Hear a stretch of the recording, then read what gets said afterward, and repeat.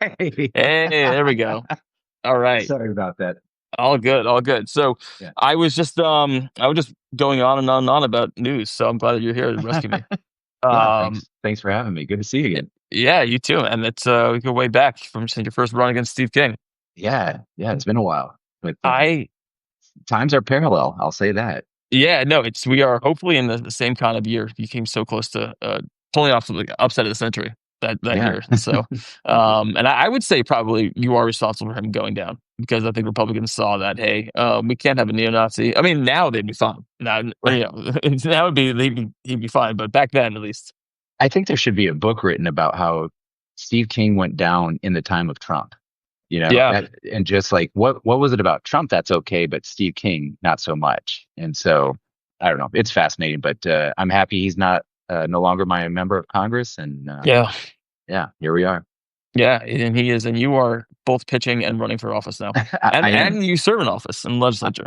I am. So Oh wow. currently, yeah, we're in Wisconsin. We're playing just outside of Milwaukee, and Randy Bryce is actually going to come to the game tonight. So Oh cool. yeah, That's awesome. yeah, And so you are so talk a little bit about before we get to the run. People who aren't familiar with you, you pitched in college, you yeah. pitched professional for a long time. You're back at it. So let's talk a little about that because it's a little unconventional in a good way Oh to have yeah, a pro ball player running for I, office like this. I appreciate it. So last summer, so after my two congressional runs, I decided to play town team baseball again. I hadn't picked up a ball in several years, and so I just I was 41 years old at that point. I just like see what I got, and our independent team in Sioux City, about one time a year, one or two times a year, they just need a body. Just throw strikes, see how far they can hit it. They just need anybody, just because of injuries, trades, all that stuff. And I've been waiting 4 years for when it happened last year. They gave me a call with less than 3 hours notice. The starting pitcher had an injury in his neck and just couldn't go.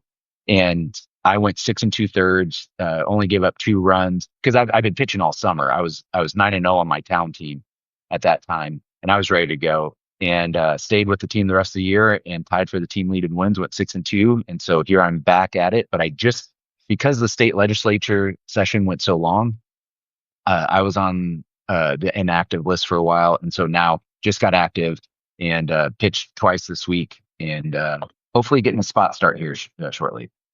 I mean, that's to stay in shape to be doing that. It's pretty impressive because pitching is tough on the body. I mean, Oh yeah, yeah. yeah. I'm the oldest person in league history to get a win, and I'm the only person to play professional baseball while also being serving in the legislature. So last summer, one of the coolest things ever that happened in my life is my jersey's at the National Baseball Hall of Fame. Oh, that's And amazing. yeah, Oh, thanks. that's really cool. And so you actually, I think what I recall is you were activated. Then you said the next day you were running for Senate, right? Like it's there's Yeah, two big life things happening. yeah. And I'll say when I said when I did the interview or did the uh, social media thing saying that I was activated at that time, I wasn't 100% sure I was going to do that the next day.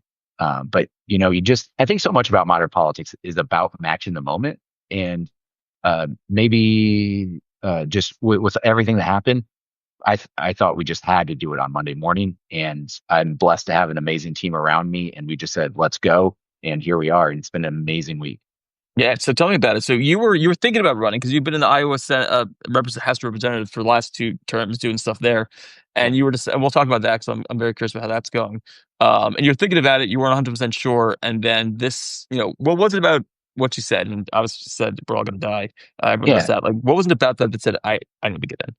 Well, I think it starts back like this was not on my radar at the beginning of the year, and then when I saw those four tech oligarchs in front row at the inauguration, that's when I was like, oh man, like I can't walk away. I can't just like continue. I got to do something more, but I didn't know what that was. But then thinking about this race more and more, especially when the tariffs hit and knowing what that will do to the Iowa economy, uh, and then those comments, it's a combination of what she said and then just how disrespectful her cemetery video, the apology was. Yeah. And you add that with how horrible the bill will be for Iowa, not only taking Iowans off their health care, but you look at for what reason? So billionaires can have a second or third yacht.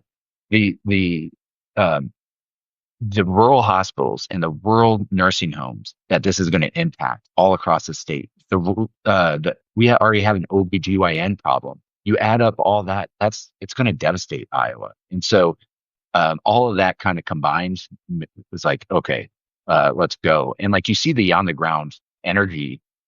We've had a lot of rallies against this and protests against the bill already. And then you just hear people all across Iowa calling her Joni Hearst at this point. Yeah, so there's a buzz in Iowa right It's become a much redder state over the last bunch of years. And you said, as you mentioned, like this bill and the tariffs already, they've done a lot of harm and just cutting off USAID. Also, I think hurt a lot of farmers in Iowa. And so there's been a lot of damage, and there's going to be more damage should this get through, and I'm sure some version of it will. Like, and people are upset about it. Like, where is the uh it seems like, I don't know, is there like a disconnect between what Republican policy does and why people vote certain ways? Like, is it a cultural affinity? What do you think? Yeah, there's a lot of that goes into it. There's not just one easy answer to that, but you see, kind of in Iowa, we were the number one state that went Obama counties to Trump counties, and so traditionally we have been more independent thinking. One of the things that I think doesn't get drawn enough is you look at the vacuum of news resources in a lot of these smaller areas in manufacturing towns, the consolidation of the newspaper industry. So what's left? It's social media that people get their news from, and you look at the algorithms, and they don't favor a democratic perspective. And so I think that's a huge aspect of it. And uh, just, Democrats are becoming more and more of an urban party, unfortunately. And that's, I think, one thing we bring to the table is being able to go out there. We've proven ourselves in the second most agriculture producing district in the entire country. We moved the needle 24 points in 2018, which I mean is fairly unheard of. And so, Yeah, seriously. yeah, and ultimately, like both parties have failed on things like antitrust, things that I'm absolutely passionate about. So being able to go and talk to folks, especially in these communities that have been so reliant on agriculture, um, to say, hey, listen, I know you're being squeezed on the input side and on the market side. I know that the only ones making money off of this are huge multinational corporations. So I get my foot in a lot of doors when it comes to that. Yeah, no, I want to talk about that populism in a second. But you mentioned the news desert, right? Like, I live in New York City, so we are certainly not lacking for newspapers or for local coverage. But I was actually talking about this before you came on. Like, it is a scary time in a way to be a journalist because there's so little independent, so little local Yeah, newspapers. Either they're owned by private equity, they don't exist, or you got right. big networks owned by companies that are just trying to caving at Trump. So it is, you know, when you turn on TV there, or when you listen to the radio, when look at trending social media nearby, it must be sort of dominated by propaganda in a way. Yeah, well, and the other aspect of this is you get these huge like CBS is not going to do a whole thing on like multinational corporations screwing the farmer, you know. Right. So that's why I started my Substack. You're probably getting screwed a few years ago, just because I wanted to highlight things that folks, everyday folks, can see the impact of these multinational corporations hurting the everyday person. And so I think that's a huge message we have in our campaign on just being a true populist and doing this for years and just I'm running on the same things I did in my 2018 campaign, and that's fight, fix, secure. Fight for universal health care, fix the economy so it works for everyone, not just the billionaires and the multinational corporations, and secure our democracy from the special interests and the billionaires that are dictating it. I'm certainly of the opinion that, especially when you don't have the same necessarily opinions that are dominant in the place culturally, if you want to Yeah. say, like, it is economic populism that seems like the way in, because especially if you're willing to admit, and I think that a lot of Democrats get this wrong. It's like there are plenty of bad Democrats and Democrats who are bought by corporate interests also. And so when you make it about, you know, us versus them being like big controlling interests, I think that kind of um is what might. I mean, it seems that's why the way I've been able to connect with people throughout my work. Oh, absolutely. And the thing about us too, or in my campaign, like I've overperformed in every single race, and a huge part of that is welcoming people into my coalition. I won a Trump district this past year. I'm currently the only Democrat in 42 counties in Northwest and North Central Iowa in the state legislature. So I consider myself a blueberry in a bowl of tomato soup. Yeah. Um, so it's not easy where I'm at being a Democrat, but at the same time, like that's how you overperform is you understand how to talk to people in a way that get them to want to believe in the same things you believe. And like with the baseball is a great example of like, the Democrats are spending $20 million in DC to try to find a message for young men. Well, I get paid a couple $1,000 a month to do it every single day. Yeah, yeah, no, it's we'll talk about that because, as someone who does media and works on the, progressive and populist side of things, it's, they could the $20 million are gonna go to a bunch of consultants that don't know what they're talking about anyways, and it's frustrating. So what was it when you ran, in your district where you won and was the one Yeah, Democrat to win? What was it? What message did you run there? What were the things that were mattered? And some of them might be really local, but I think yeah. sometimes that stuff matters. I mean, public education was the forefront. I mean, we passed vouchers here in Iowa, and I just could I would you mind if I do a walk and talk too? Because Oh, yeah, I please. had this room till 11:30, and I think I need to go. Oh, yes, no problem. And that's my bad for the That's all good. We'll see the ballpark a little bit. but yeah, exactly. You'll see the behind the scenes of what it's like at a minor league ball.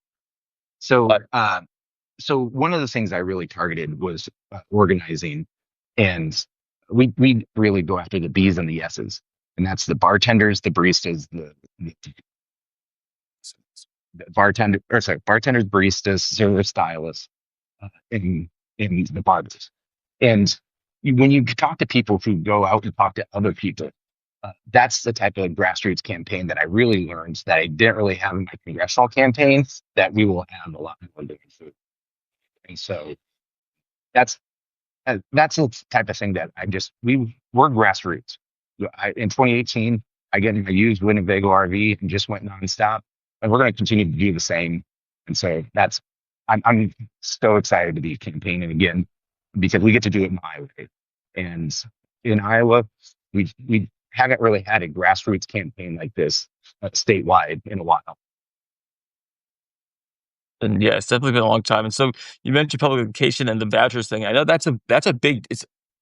I guess it's for many years, rural politicians avoided vouchers, right? Even if they were Republicans. And I know in Texas they just passed it because Greg Abbott basically wiped out all the rural people in primaries who opposed Yeah, it. And yeah, so that's another interesting aspect where like people are willing to change their minds based on that a little bit, as you said, like that might change their opinion. yeah. And then there's area education agencies, the thing that oversees special education and different things like that. They dismantled that. So like when it came to Iowa, we have for at the state level, we just passed Medicaid work requirements as well. Yes. All this stuff is adding up, and so this like Iowa is not heading in the right direction. We are second in the nation in cancer rates, and the only state that's skyrocketing when it comes to cancer rates too. What are we doing to address that? What are we doing to address like grocery store costs and things like that? And to me, it's antitrust. When you have competition that gives farmers a better price, it gives consumers better options, and it allows workers to not be stuck in one job their entire career for a low paying wage. You mentioned antitrust, and that's a big part of your blog and sorry, Substack, and that is something that we try and hit on a lot in both my newsletter and I work at More Perfect Union. And I wonder how much people. I mean, they understand there's only a few companies. I guess they pay. They go to Walmart. They go to a few other spots. Like, how much do people intuitively get that? Because there was this element of Democrats fighting over whether they understand oligarch, right? And obviously, Right. I think that they do. But so how much do you think people intuitively understand that? Well, I think that's part of our process is we have to educate folks. When you go to a grocery store and you see like 20 different brands of peanut butter, you think, oh, there's all this options. But the reality is only two companies own all those 20. And so a huge part of what I would like to help bring up is let folks know like I'm a Lena Khan Democrat, like has amazing crossover appeal. Why don't we lean into that? Out of the Biden administration, she's by far, in my eyes, the shining star of it. So like that's the type of thing that I think we need to be doing a lot more of, talking about that, talking about those issues, the price fixing issues when it comes to almost every sector of agriculture has had a price fixing issue in the past few years. Like let's talk about it. Why are eggs in America more expensive than the eggs in Canada? You know, they have a system up there that works for their farmers. It works for the consumers. They have not gone so concentrated. Where us, if we're concentrated, we get the avian bird flu and wipe out massive amounts of flock. That's when our prices go up. And so, Yeah, and that it's an interesting way to it's a different sort of populism, right? There's an element of like social safety net populism, which I obviously definitely agree, care about. And you see, like you said, Iowa just passed. I hate calling them work requirements; it's really just a right, penalty. But right, just passed that, and then but there's an element of like there people are whether they're resentful of so-called welfare state. There's sometimes that doesn't do it necessarily, but this sort of like creating a freedom through antitrust, right? right. Creating a sort of like opportunity for small businesses. I think that in a lot of ways connects in a way that maybe that's sort of like as much as Medicaid matters, right? To Right. Iowa and rural Iowa, like I think that matters a whole lot when it comes to that. My grandpa's with my uncle had a seed and feed shop in very northwest Iowa. They sold seed and feed to farmers. And when their last year, they knew it was their last year because a regional person started coming in and offering just below what they were offering to buy it. So then the farmers would go to the lower price, and knowing that in 5 years that new person would be the only one in the area, and then they jack up the prices once they're the only one. That is the game plan for a lot of this. And so we're seeing massive consolidation in so many different industries that like that's where like again my second thing is fix the economy so it works for everyone, not just the huge corporations and huge corporation and the billionaires. that that's the reality of like our economy right now. So a huge reason why I got in this race is there's so many economically things broken. We have a healthcare system that's a GoFundMe healthcare system. We have a food system that's a JBS food system. We have an economy that's the Dollar General economy. All of it's broken, it's extractive, and it doesn't give back to the everyday island for Yeah, I mean, so you've been you're in your second term in the Iowa legislature, and from what obviously the Medicaid work requirements, there's vouchers, they roll back to child labor law. It's got to be a tough place to work. Oh, I mean, I'll say I have a smile on my face because I'm running for U.S. Senate because that's part of the reason I don't have to go back to the Iowa. No, it is an honor. It's been an honor to be there. It's an honor to fight. But when it was tough this especially last November, because they did horrific things to Iowa in the last session, and for them to pick up three more seats in the House, and it had nothing to do with anything other than Trump was on it. Yeah. That just it broke my heart, and it's tough to see that. But like, what are my options? I could just kind of give up, or I could fight about what's happening in Iowa, and I choose to fight. Yeah. No, and so what do you think? What do you think that? All right, so Trump obviously his approval rating has gone down, right? There's Yeah. certain things people still like him on. Do you think that? I don't even want to talk about why people like him. Because we can go through that forever. Do you think that the buyer's remorse has broken through a little bit when you go around and speak with people? I I do. I do. I mean, you see it with this cuts to Medicaid, and I mean, there's so much more that's in that bill that we could be talking about too. But I think the more you talk about all that, it's just kind of playing whack a mole with different issues. Yeah. Uh, so the Trump tax cuts back in 2017 were not popular. But then we didn't also add that we're taking away healthcare from millions of Americans who are low income. And so this is, and again, like I mentioned earlier about the rural hospitals, the rural OBGYNs, the rural nursing homes, this is going to devastate and just add, and it adds stress. It impacts every island because it will add stress to the hospitals that are existing in more urban areas. And so, um, is there buyer remorse? Yes. You saw it with the trade tariffs as well. Yeah. The last trade war from the previous Trump administration, we've lost our soybean market to Brazil. And this is Oh, the thing that you can go out and talk to these farmers and saying, listen, like the reason Like they all know this. They understand that the same multinational corporations that sold Iowa soybeans to China, who are not doing it anymore because of the trade war, are down in Brazil selling Brazilian soybeans to China. Those corporations are not patriotic. And so who has the farmers back? And that's a big message we're going to bring out to the world.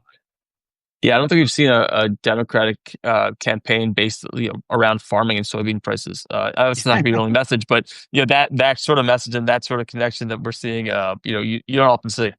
Well, back in my congressional runs, I think Mother Jones wrote an article saying we're the only candidate in America talking about the Packers and Stockyards Act. So I take that as a badge of honor. I mean, there's a great tradition of like prairie and rural populism, right? Oh, It's still that. Like, it's still, obviously people. I don't know. I think the country's really big, so people tune out what's happening elsewhere. And I think that obviously, like, we could live in some weird like element of like you can still have Netflix and like a color TV, right? The poverty is different now. yeah. But I still think that at least from my observations, and I don't live there, but all the conversations I've had, it's still that spirit can still be there. You just need to activate it. Oh, absolutely. That's what I consider my lineage of politics is the Paul Wellstones, the Berkeley Bedell, the Tom Harkins. So for folks who may not know who Berkeley Bedell is, he passed away recently, and he's one of my favorite political people in history because he took a Northwest Iowa, which is very conservative, and he would win by 60%. And his early 1980s reelection poster said, the 1% controls your government because the 99% have a chance. I mean, so Crushing. when I met Bernie for the first time, I made him laugh. I got a chuckle out of him because I told him, It's "Hey, not easy. you're I know." I go, "Your 1%, 99% shtick has been here for a while," and I showed him that. And he goes, "Huh, Yeah, it's not easy. He's obviously an incredible guy, but he's very serious most of the time. yep, yes, he is." you know, it's he stays on message. It's pretty amazing. Yeah, Um, I guess that's where he's gotten to why he's gotten there. And so I want to talk another thing we mentioned very briefly, talking to young men. And it's funny. I spent a lot of before I started getting into politics, before I started this path, I worked in entertainment journalism for a long time. And there's something called Gamergate, and I've written about this before. And basically, it was a huge uprising of angry guys over a minor question about a game developed by a woman, and they were really upset about it, and it became just sort of like the most toxic. I see it as like an inciting incident in kind of what's become the incel culture and what's become like the young male anti feminism culture. And it's kind of kept going, going, going. Obviously, it's gone from there. And like you said, you talk to a lot of people who are a lot of dudes every day, your teammates who are in yeah. their early 20s and whatnot. Like as someone who had spent a lot of time doing that, knows sports, knows athletics, knows young guys. Actually, like, where do you think that? What do you think happened, and where do you see? What fixes it? Yeah, well, what fixes it is I think just overall like how you talk about things. Like it's what I noticed last summer when after playing not playing professionally baseball for 17 years. My teammates last summer far more accepting of progressive ideas and progressive policies than my teammates were 17 years ago. Yeah, However, they're more likely to vote Republican. interesting. And yeah, and so it's one of those things where they're just not being talked to from our party. And so like all of them were surprised, like, you're a Democrat. Why are you you're a normal dude? Why are you a Democrat? And so like having to have these conversations and with them and like we have a new guy on the team.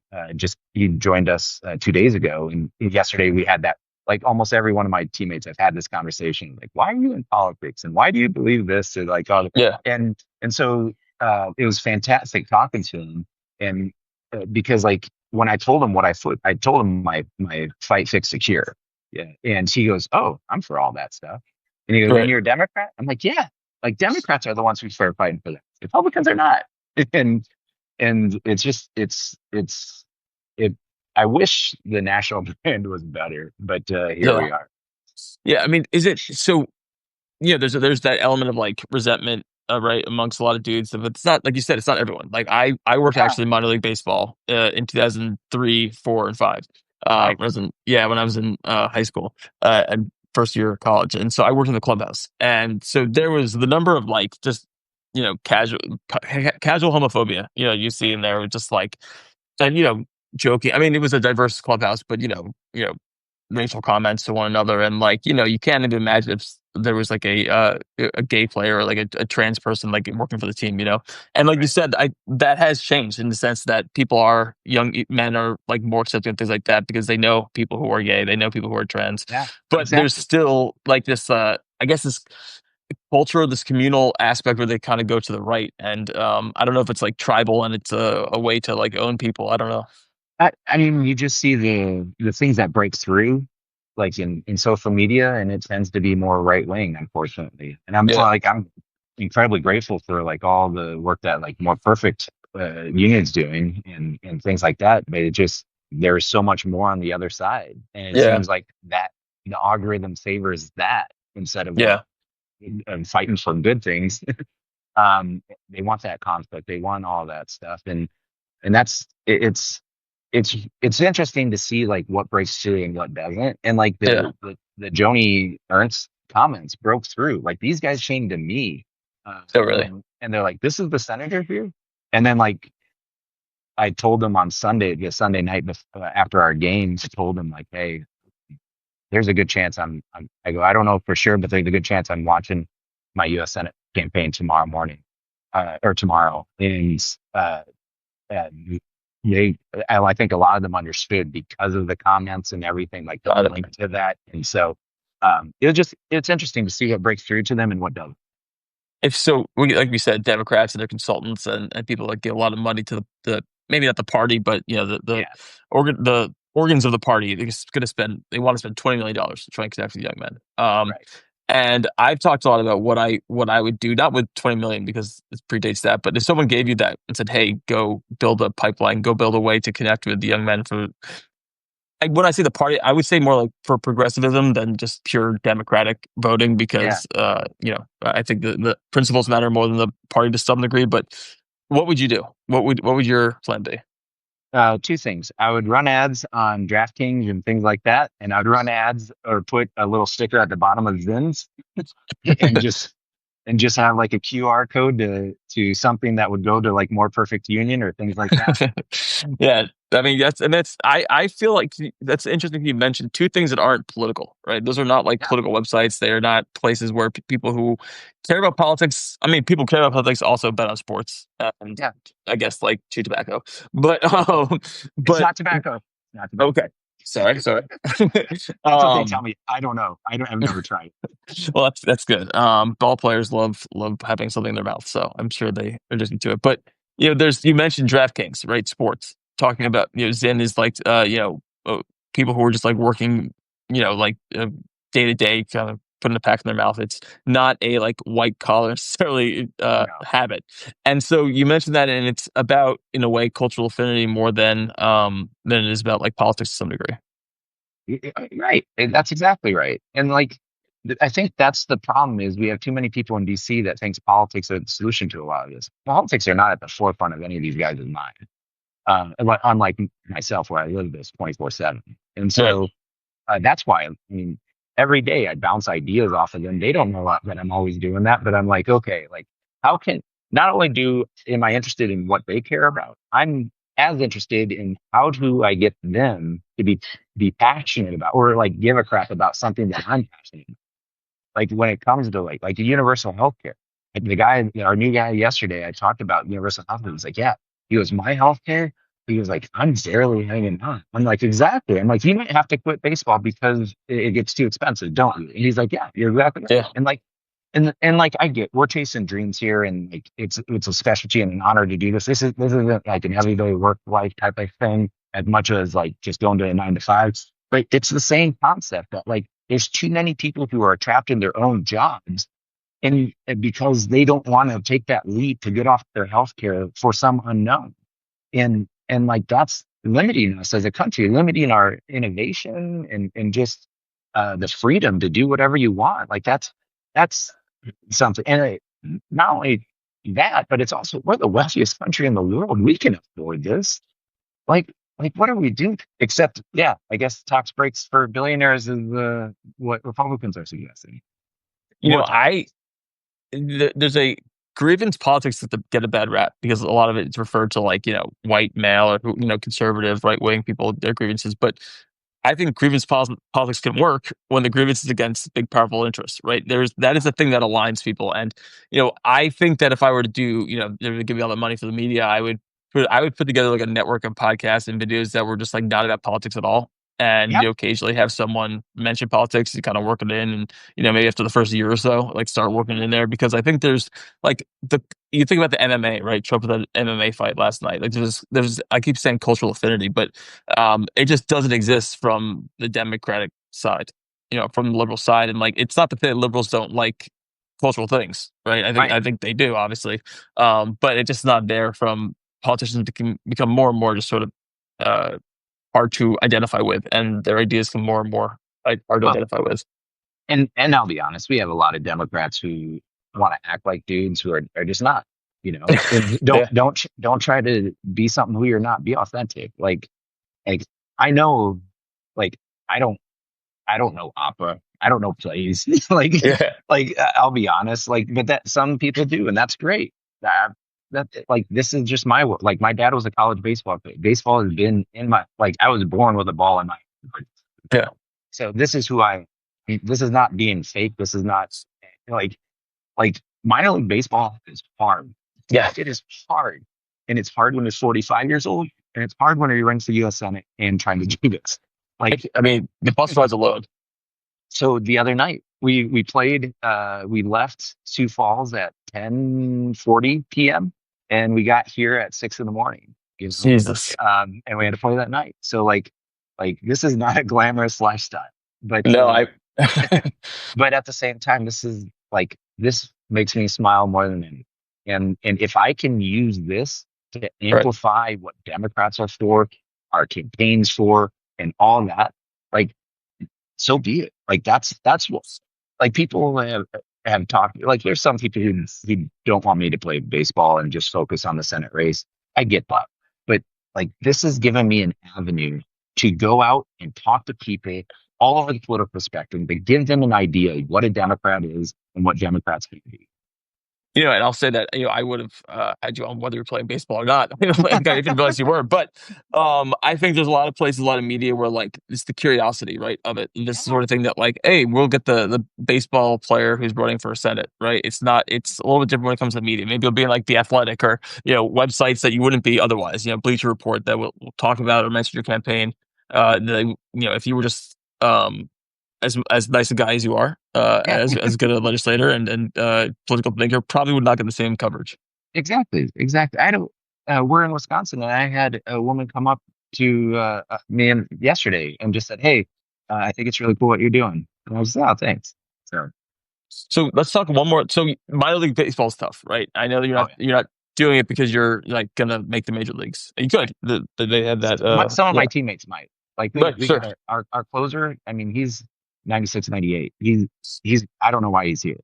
Yeah. I worked when I worked I worked in an independent league, and there's some guys like that. You're like, you didn't get drafted, but you're going to be picked up at some point, and it happened. So it's not a lucrative job. I know you're not playing for the money. And so you are running a grassroots campaign, and you are talking shit about people who might donate, right? Big Yeah, corporations, wealthy people. So for you, like, what is the strategy for you in terms of fundraising and things like that? Because unfortunately, as I it's hard to run if you're not able to do that.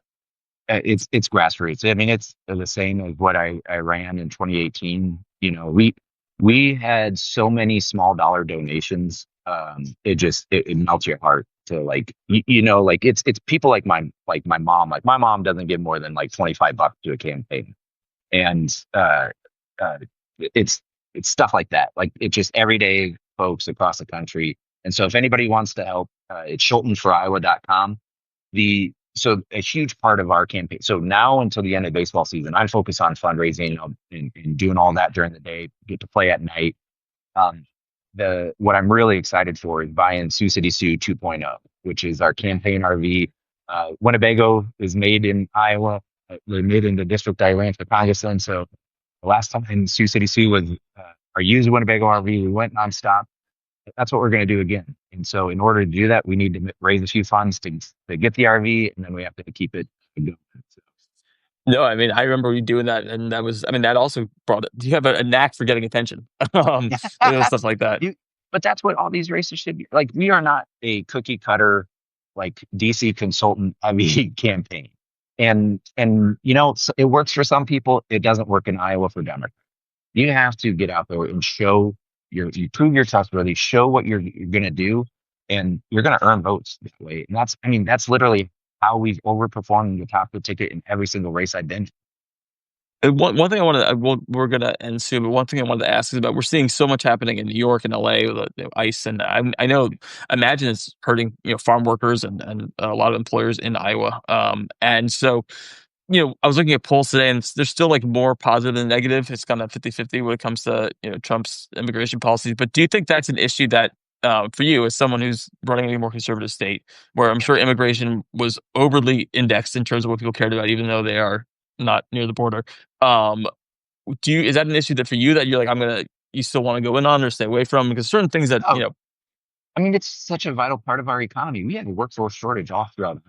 When I ran in 2018, one of the most meaningful things, or influential things, was when uh, I went to an elevator in a rural county, and they during the harvest they needed, I think, 40 workers, and they didn't get one American citizen to apply for the job.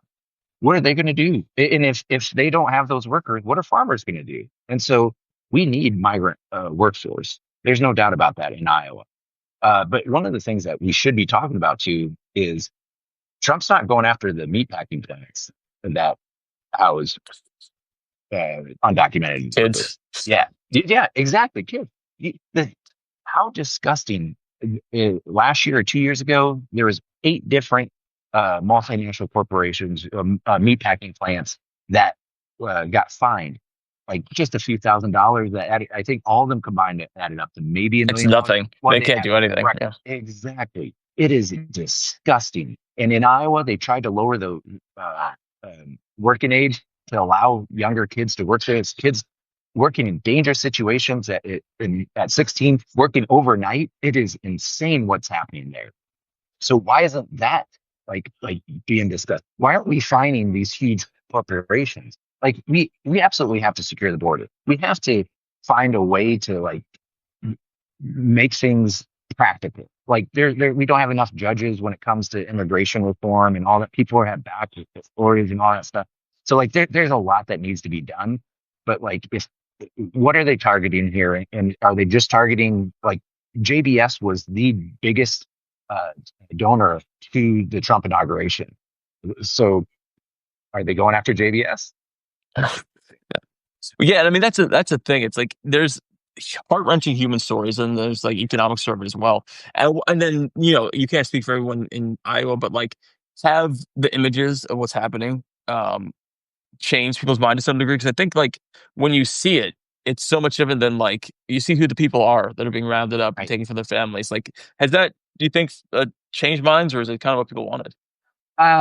It's mixed. I will be honest, it's mixed. But like there's certain communities where like community members for 20, like the town just north of Sioux City in Akron, I had people reach out because there was somebody who got taken by ICE. 20 years lived there, no issue. They're huge in the community. And they're like, oh, this person isn't bad. Like, why are they taking this person? And so, when it goes to that buyer's remorse type of thing, like, I think that's part of it. Yeah, no, and I think it's like you mentioned, it's a good way to talk about it is economic as well, because Ah, it goes back to like the big corporations that are hurting farmers, and I don't think passing child labor laws, loosening those, are particularly popular. yeah, no, it's like, what's the, what's, what's that message to people? Like, when, like, oh, we have a workforce shortage. Okay, let's get our kids, let's put our Yeah, kids in meatpacking plants. yeah, and yeah, giving them immunity for when their hands do get chopped off. Well, Exactly. listen, you probably got to warm up for a game coming up. Yeah. Yeah. Tell everyone where they can find you, and what to look for. Yeah. So our website, schultenformedia.com. You can find all of the socials through there too. Most of them are at JD Scholten. Listen, we're going to have a lot of interesting stuff this summer with the baseball content and all that stuff. And then come this fall, We're going to do a 99 county tour on the RV, going to every community, and it's this race is going to be pretty special. Iowa is ripe for an upset. I'm telling you, like an economic populist message with getting out there to the people, with the wave that's everything happened. A true wave, a Democratic wave is not going to win in Iowa, but something like when you get out there and have that grassroots campaign, that can do it. I've seen it in 2018. We can do it again in 2026. All right, JD Scholten, everybody, thank you for joining us. And yeah, we will be watching your campaign closely. And good luck with your spot start coming up. Thank you. I All appreciate it. right, take it easy.